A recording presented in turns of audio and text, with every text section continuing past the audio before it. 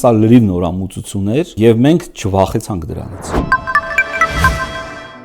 Վերցնելով մեզ վրա հենց առաջամարտիկի բեռը, միևնույն ժամանակ զգալով նաև դրա պատասխանատվությունը, սկսել ենք մենք լիզինգային շուկայի ճանապարհը հարթելը։ Գնում էինք խոչընդոտներ հաղթահարելով, սառույց կոտրելով, գնում էինք որպես սուբյեկտ, որը պատկերացնում է հետոն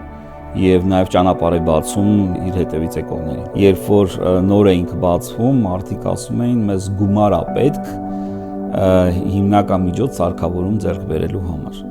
Հիմա մեր հաճախորդը գալիս է ասում է ես լիզինգով ուզում եմ այս երկրից, այս մատակարարից, այսպիսի սարքավորում, որը հետագայում ինձ տալու է հետևյալ հավելյալ արժեք։ Կարծում եմ այն ոլորտներում, որտեղ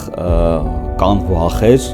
անպայման մեր ապագա եւ գործարարը եւ ապագա բիզնես մտահղացում ունեցողը ինքը պետք է հենց այդ ճանապարհով գնա, որովհետեւ այդ ճանապարհի ընթացքում քիչ են մրցակիցները, այդտեղ դու մենակ ես։ Պիտի անպայման անել գործողություններ, որոնք կլինեն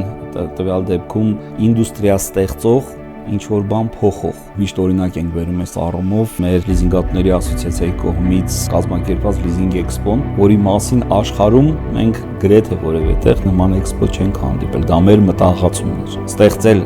հանդիպման վայր, որտեղ